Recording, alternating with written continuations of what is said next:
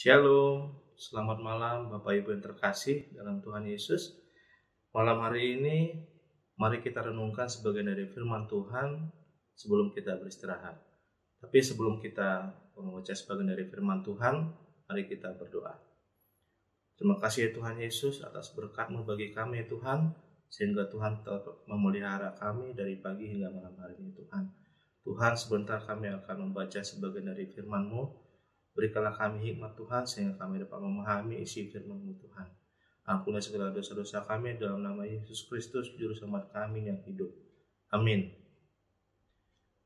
Malam hari ini nats kita terambil dari Yosua 24 ayat 1 sampai 15. Saya memberi judul renungan pada malam hari ini adalah menetapkan pilihan hidup. Mari kita baca firman Tuhan Bapak Ibu. Yosua 24. Kemudian Yosua mengumpulkan semua suku orang Israel di Sikem. Dipanggilnya para tua-tua orang Israel, para kepalanya, para hakimnya, dan para pengatur pasukannya. Lalu mereka berdiri di hadapan Allah. Berkatalah Yosua kepada seluruh bangsa itu, beginilah firman Tuhan Allah Israel. Dahulu kala di seberang sungai Efrat, disitulah diam nenek moyangmu, yang ini Terah, ayah Abraham dan ayah Nahor, dan mereka beribadah kepada Allah lain. Tetapi aku mengambil Abraham bapamu itu dari seberang sungai Efrat dan menyuruh dia menjelajahi seluruh tanah Kanaan. Aku membuat banyak keturunannya dan memberikan Ishak kepadanya.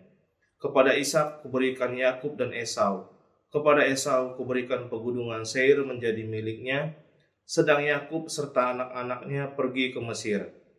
Lalu aku mengutus Musa serta Harun dan menulahi Mesir, sepertinya kulakukan di tengah-tengah mereka. Kemudian aku membawa kamu keluar. Setelah aku membawa nenek moyangmu keluar dari Mesir, dan kamu sampai ke laut, lalu orang Mesir mengejar nenek moyangmu dengan kereta, dan orang berkuda ke laut Teberau. Sebab itu berteriak-teriaklah mereka kepada Tuhan, maka diadakannya gelap antara kamu dan orang Mesir itu, dan didatangkannya air laut atas mereka, sehingga mereka diliputi. Dan matamu sendiri telah melihat apa yang kulakukan terhadap Mesir. Sesudah itu, lama kamu diam di padang gurun. Aku membawa kamu ke negeri orang Amori yang diam di seberang sungai Yordan. Dan ketika mereka berperang melawan kamu, mereka kuserahkan ke dalam tanganmu, sehingga kamu menduduki negerinya, sedang mereka kupunahkan dari depan kamu. Ketika itu Balak bin Zippor, Raja Moab, bangkit berperang melawan orang Israel. Disuruhnya memanggil Bileam bin Beor untuk mengutuk kamu. Tetapi aku tidak mau mendengarkan Bileam, sehingga ia pun memberkati kamu. Demikianlah aku melepaskan kamu dari tangannya. Setelah kamu menyeberangi sungai Yordan dan sampai ke Yeriko, berperanglah melawan kamu warga-warga kota Yeriko, orang Amori, orang Feris, orang Kanaan, orang Het, orang Girgasi, orang Hewi, dan orang Yebus. Tetapi mereka itu kuserahkan ke dalam tanganmu. Kemudian aku melepaskan tabuhan mendahului kamu, dan binatang-binatang ini menghalau mereka dari depanmu, seperti kedua raja orang Amori itu. Sesungguhnya bukan oleh pedangmu, dan bukan pula oleh panahmu. Demikianlah kuberikan kepadamu negeri yang kamu peroleh tanpa bersusah-susah, dan kota-kota yang tidak kamu dirikan. Tetapi kamulah yang diam di dalamnya, juga kebun-kebun anggur dan kebun-kebun zaitun yang tidak kamu tanami, kamulah yang makan hasilnya. Oleh sebab itu, takutlah akan Tuhan dan beribadahlah kepadanya dengan tulus dan setia. Jauhkanlah Allah yang kepadanya nenek moyangmu telah beribadah di seberang sungai Efrat dan di Mesir, dan beribadahlah kepada Tuhan. Tetapi jika kamu anggap tidak baik untuk beribadah kepada Tuhan, pilihlah pada hari ini kepada siapa kamu akan beribadah. Allah yang kepadanya nenek moyangmu beribadah di seberang sungai Efrat, atau Allah orang Amori yang negerinya kamu diami ini. Tetapi aku dan seisi rumahku, kami akan beribadah kepada Tuhan. Sampai demikian firman Tuhan. Sebuah ilustrasi kala seorang bapak, seorang anak sedang berjalan ke pasar dengan menuntun keledai untuk menjual keledai tersebut. Nah, pada saat mereka berdua berjalan, di tengah jalan mereka bertemu seseorang, dan seseorang itu berkata, "Sungguh konyol kalian mempunyai keledai tetapi tidak menungganginya." Mendengar hal itu, bapak dan anak tersebut menaiki keledai tersebut. Namun saat mereka berjalan sebentar, mereka bertemu seorang lagi. Dan orang tersebut pun berkata, "Sungguh kalian berdua tidak mempunyai peri kehewanan. Kalian berdua membebani seekor keledai yang sangat kecil." Mendengar hal tersebut, si bapak pun mengalah. Dia turun dari keledainya dan membiarkan anaknya tetap menunggangi keledai tersebut. Namun di tengah jalan, mereka juga bertemu seseorang. Orang tersebut berkata, "Sungguh anak yang tidak menghormati ayahnya. Dia enak-enakan menunggangi keledai, namun membiarkan ayahnya berjalan di bawah." Mendengar hal tersebut, anak tersebut malu, dan ia mempersilahkan ayahnya untuk menaiki keledai tersebut. Namun ketika mereka berjalan sebentar, mereka bertemu lagi seseorang, dan orang tersebut berkata, "Sungguh ayahnya tidak bertanggung jawab. Dia membiarkan anaknya berjalan sementara dia menunggangi keledai." Mendengar hal tersebut, sang ayah dan anak memutuskan untuk menggendong keledainya. Hidup adalah pilihan. Inilah poin yang akan kita renungkan pada malam hari ini. Contohnya, mulai kita bangun pagi hari ini, kita memilih pakaian apa yang hendak dipakai. Mau sarapan pakai apa, hingga malam ini menjelang kita istirahat, kita memilih apa yang harus kita lakukan. Dalam hal memilih, ada beberapa hal yang menyulitkan kita melakukannya, yaitu yang pertama, kita harus menentukan satu pilihan dari beberapa banyak pilihan yang bisa kita ambil. Yang kedua, akan ada seseorang atau lingkungan yang mempengaruhi kita dalam menentukan pilihan tersebut. Yang ketiga, ada kalanya kita memilih bukan sekedar antara baik dan buruk. Terkadang adalah memilih yang baik dari yang lebih baik. Dan yang keempat, selalu ada konsekuensi yang kita hadapi di kemudian hari setelah kita menentukan pilihan tersebut. Hal ini yang sedang dihadapi oleh Nabi Yosua dan bangsa Israel pada perikop hari ini.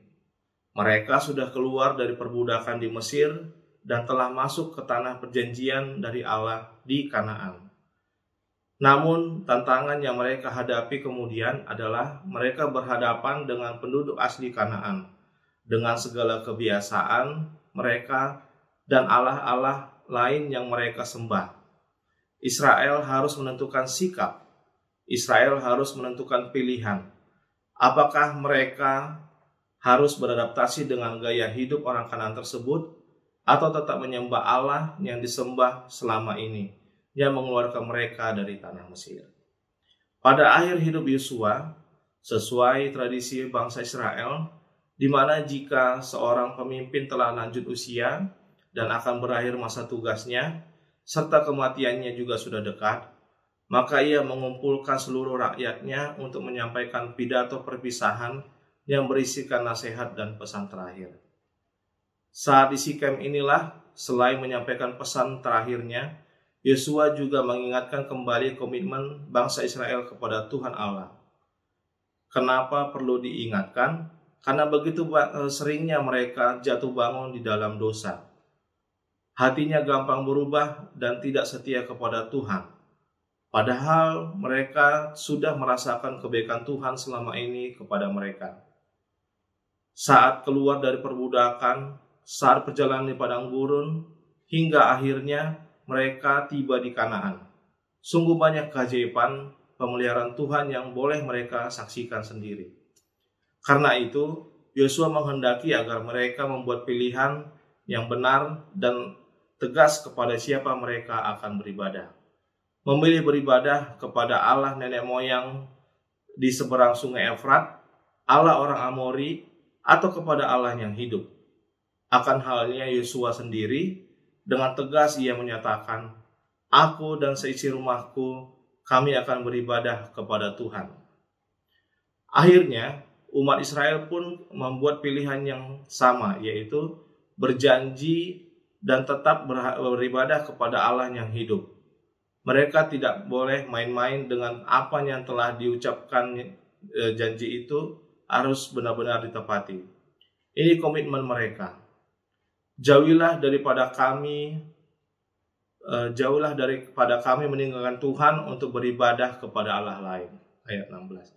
Jika mereka ingkar lalu beribadah kepada Allah asing, Tuhan tidak segan-segan akan menghukum mereka karena Dia adalah Allah yang kudus dan pencemburu. Sekarang mari kita lihat dalam keseharian kita. Kita pun pasti memiliki berbagai pilihan yang harus kita putuskan untuk kita jalani. Mari kita renungkan sebuah pertanyaan, yaitu sebelum mengambil keputusan untuk memilih satu pilihan, hal apa yang harus kita lakukan agar pilihan yang kita ambil itu benar-benar pilihan yang tepat. Seorang penulis dan teolog Kristen, yaitu C.S. Lewis, pernah berkata, ada dua macam orang di dunia ini, yaitu orang-orang yang berkata kepada Allah, "Jadilah kehendak-Mu," dan orang-orang yang kepada mereka Allah berkata, "Baiklah kalau begitu, pilihlah sesuai dengan keinginan-Mu." Termasuk golongan orang yang manakah kita? Semoga saat kita memilih, kita selalu melibatkan Tuhan Allah sehingga pilihan kita tepat dan sesuai dengan firman Tuhan. Kiranya kita semua berkenan di hadapan Tuhan Yesus dan menjadi anggota keluarga kerajaan Allah. Demikian renungan kita pada malam hari ini. Mari kita berdoa. Terima kasih ya Tuhan Yesus atas berkat-Mu Tuhan, atas firman yang telah kami renungkan ya Tuhan. Tuhan, kami sebagai manusia, Tuhan memberikan kami keleluasaan untuk memilih apapun yang terjadi dalam hidup kami Tuhan. Kiranya kami selalu mengingat dan selalu melibatkan Tuhan setiap dikala kami memilih apapun yang hendak kami lakukan ya Tuhan. Sehingga apapun yang kami lakukan selalu benar dan seturut dengan firman-Mu ya Tuhan. Ampunilah segala dosa-dosa kami dalam nama Yesus Kristus, Juru Selamat kami yang hidup. Amin. Selamat malam Bapak Ibu yang terkasih dalam Tuhan Yesus. Amin.